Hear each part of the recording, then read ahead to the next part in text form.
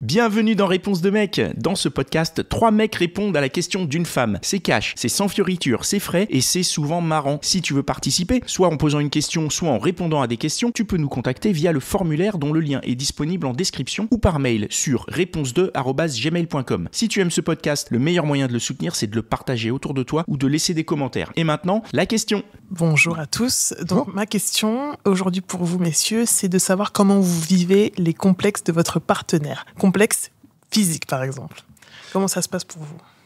C'est un champ de mine. C'est un champ de mine parce que c'est soit tu dis t'as raison ma pauvre, on va voir ce qu'on peut faire, tu te fais défoncer, soit tu dis mais non et elle te dit arrête de me mentir. C'est pas évident du tout.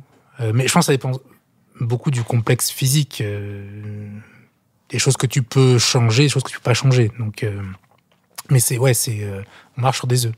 Compliqué, comment il est ancré. Attends, on marche sur des œufs, c'est pas assez précis pour moi. Je veux que comment tu gères vraiment une situation quoi où t'as une nana qui a un complexe physique. Là, ce que tu as effleuré le truc. Je veux bien que tu précises un peu. Non, ça remonte à longtemps. Je sais plus trop comment j'ai géré, mais dans mes souvenirs, la réponse est jamais la bonne. T'essayes d'être empathique, mais en fait, je pense qu'il faut pas répondre à la question. Il faut écouter. Je crois. Oui, écoutez, mais ça dépend quel complexe. Si c'est un complexe que tu peux accompagner, j'entends par exemple le poids. Si t'as un complexe de poids, ok, moi ça tombe bien, moi aussi. Tu peux accompagner en faisant du sport ensemble, tu peux accompagner en faisant un régime alimentaire ensemble, tu peux accompagner ça. Et même sans le faire exactement pareil, tu peux accompagner la démarche. Les complexes physiques plus compliqués à gérer, qui sont pas où tu n'as pas fatalement de pouvoir pour changer les choses. J'en sais rien, la taille de la poitrine ou des choses comme ça sont des complexes. Non, mais ce sont des complexes qui existent. Le pouvoir, il existe aussi de changer les choses en l'occurrence. Au niveau de la poitrine C'est moins... Non mais c'est moins facile que enfin quoique. Mais c'était une blague. Non mais ça se change, mais ça peut être aussi compliqué justement dans les phases plus intimes où fatalement si ta meuf complexe sur sa poitrine, ben du coup ça devient plus un objet intime, sexuel, etc. parce que ça va la déranger et intervenir dessus, c'est aussi une décision sur laquelle tu peux l'accompagner, que ça soit augmentation, réduction, ce que tu veux, mais ça, tu peux juste accompagner. Tu peux pas faire autre chose que accompagner. Tu peux pas donner ton avis, c'est pas ton corps. C'est comme ça que je le vois. Okay. Je pense que la question, c'est pas tant quelle solution vous trouvez pour les complexes de votre conjointe, si j'ai bien compris, c'est plutôt comment on le vit. Ouais, comment vous, par exemple, donc pour revenir sur ce que tu disais tout à l'heure, le poids, on peut en parler du coup. Toi, ta nana, elle a peut-être des formes un peu plus généreuses que ce que les médias ou la société voudraient accepter. Je dis ça parce que c'est important. Toi, comment tu vis ça ? Et ça peut aussi très bien te plaire. Quelque chose qui va pas forcément lui plaire chez elle peut très bien te plaire. À ce moment-là, je lui ai dit que ça me plaît, ça me dérange pas. Bon, après, comment je le vis ? Moi, de toute façon, à partir du moment où une femme avec laquelle je suis se sent pas bien pour une raison ou pour une autre, je vais pas te dire que je vis bien. Donc, je pense que je vais enfoncer une porte ouverte, mais je vais commencer par dire ça. Je le vis mal. Je me dis, comme n'importe quel mec, quelle est la solution ? C'est pour ça qu'on a eu des réponses qui allaient dans ce sens-là. Après, je te dirais bien aussi qu'il y a plusieurs types de contextes. Il y a des complexes qui sont réellement pathologiques. Et là, on rentre. Des exemples ? Je sais pas. Il y a des gens qui ont un poids qui les rend dépressifs. Complètement. C'est des gens qui finissent par se faire une réduction de leur conduit digestif. Donc là, on parle de choses vraiment lourdes, quoi, des pathologies au niveau pas, j'allais dire mental, mais c'est pas le mot, mais enfin psychologique, voilà. Là-dessus, comme on a dit, on accompagne, on fait ce qu'on peut, mais c'est vrai que si on doit simplement dire comment on le vit extrêmement mal, hein, et on essaye de réduire la charge le plus possible, enfin, sachant qu'il n'y a pas grand-chose à faire. Okay. Donc il y a ça. Je pense pas que c'était le cœur de ta question. Oh si, ça fait partie de la question. Ouais, non, ouais. Alors après, moi j'ai d'autres éléments. Il y a les complexes irrationnels. Il y a des choses sur lesquelles les nanas n'ont aucune raison d'avoir un complexe, mais ça les dérange. Ouais. Et là-dessus, là, je peux te dire, bon, pareil, je le vis mal, et surtout, ça m'agace.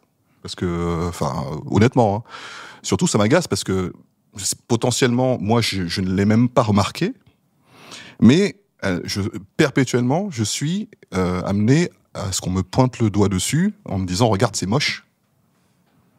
Et ça m'agace au bout d'un moment. Donc, j'essaie de réagir le mieux possible parce que c'est un truc, encore une fois, qui la rend mal à l'aise et je veux pas accentuer les choses.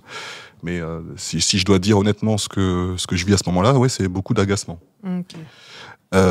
Et puis il y a les complexes qui sont pas irrationnels, qui sont pour le coup, enfin voilà, si la personne elle a un nez un peu plus grand que la moyenne, bon bah voilà, elle va complexer sur son nez. Voilà, bon bah son nez lui plaît pas. Bon. Là-dessus, c'est un peu ce que tu as dit toi. Il y a le champ de mine, c'est-à-dire que si tu dis mais non, écoute, il y a pas de problème. Bon, en gros, tu mens et c'est mal vécu. Et si tu dis, effectivement, je sais pas quoi faire, mais c'est vrai que c'est quand même pas ce qui t'honore le plus. Là, tu te fais défoncer aussi. Et cette situation est très... Enfin, je vais pas répéter ce que tu as dit, parce que tu l'as déjà très bien dit, mais c'est vrai que c'est très désagréable, et tu sais pas quoi faire. Et le fait de pas savoir quoi faire, c'est ultra frustrant. C'est ultra frustrant. C'est frustrant, et c'est aussi extrêmement compliqué de convaincre de toute façon quelqu'un du contraire de ce qu'elle pense quand cette croyance est profondément ancrée. Tu vois, tu peux pas enlever. C'est souvent des années de voilà, justement de frustration, de choses comme ça, et c'est profondément ancré. Et c'est pas juste en disant mais non que ça va améliorer les choses, quoi.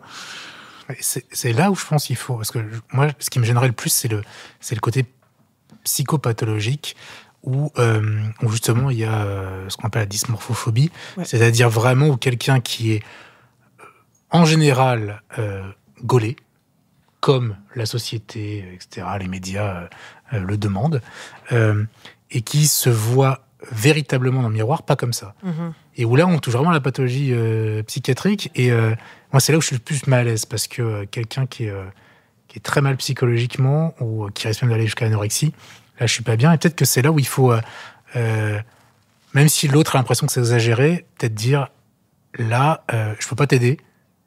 Je te dirais n'importe quoi, tu le croirais pas. Mm-hmm. Être honnête, quoi. Faut que tu consultes. Ah. Parce que je pense que t'es pas bien, je parle pour ce cas-là. Oh, ouais. Pas juste, j'ai un. C'est vraiment ça la réponse à tes complexes. Écoute, je me sens un petit peu ballonné. Faut que tu consultes. Non, il faut que ce soit plus profond. Un gastro, non? Il faut que ce soit plus profond.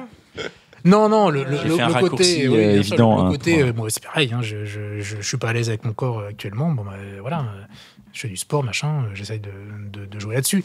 Ça, je pense que la majorité des personnes ont ce rapport-là avec leur corps. Est-ce que les hommes, vous faites pareil que les femmes? Du coup, excusez-moi, je bifurque un peu, mais alors nous, les femmes, on aime bien un peu appuyer justement sur le truc, on va dire à notre mec, oh regarde, oh putain, et est-ce que vous faites ce genre de truc où en fait, quand vous avez des complexes, vous les mettez dans un coin, vous vivez avec sans pour autant les déverser sur votre C'est-à-dire que tu mets le doigt sur ton complexe en espérant qu'il te rassure, en fait. On a besoin d'être genre tu dis regarde, il y a ça, ouais. Et t'espères qu'ils disent moi, non, il y a pas. Regarde, y a ça. Voilà. Non mais c'est ça.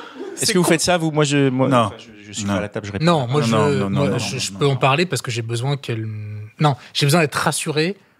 Donc c'est ça, c'est la même démarche. Que ça ne lui déplaît pas. Que ça lui déplaît pas. Donc c'est un peu la même démarche. J'ai mal à comprendre pourquoi ça lui déplaît pas. Vous allez bien ensemble. Voilà. Mais moi, je suis maternante, Ah, et pas lui. Ah, Non, tu fais des bons lunchs. Moi, je fais comme les magiciens, je fais misdirection. C'est-à-dire, quand j'ai une salle, tu m'y raptes à la veille ou un truc comme ça, je mets des chaussures fluo. J'éloigne le regard le plus possible. À fond, quoi. À fond. Voilà. C'est pas mal. Non, moi, j'ai pas tendance à faire ça. Je pense pas, aussi loin que je me rappelle, je pense pas avoir fait ce genre de choses où je pointe du On doigt. parle pas, quoi. J'en parle pas, je peux pas dire que je suis pas complexé. Je pense T'as pas besoin que. qu'on te rassure. Pas spécialement, parce que je sais pas, j'ai pas de. Enfin, je me sens pas super parfait non plus, donc je sais que personne ne l'est. Enfin, peut-être que j'aborde les choses peut-être un peu de manière rationnelle, et du coup, ça m'aide à ne pas voir ça comme une espèce de malédiction qui va m'empêcher d'avoir des relations dans de bonnes conditions, quoi. Enfin, je sais pas. C'est bien. très bien. Merci beaucoup. Est-ce qu'on a répondu? Est-ce que c'est vraiment sûr très répondu à ta très bien. question? Merci beaucoup. Merci à toi. Et voilà, c'est tout pour aujourd'hui. J'espère que l'épisode t'a plu. Si c'est le cas, partage-le autour de toi. Ça se trouve, il y a quelqu'un dans ton entourage qui a besoin d'entendre ce qui s'est dit dans cet épisode. Si t'as envie d'en découvrir encore plus, tu peux aussi aller écouter Réponse de Meuf, c'est complémentaire. Et si t'as envie de participer, soit en posant une question, soit en répondant à des questions, tu peux nous contacter sur réponse2@gmail.com ou passer par le formulaire. Le lien est disponible en description. Encore merci pour ton attention. On se retrouve ici même la semaine prochaine.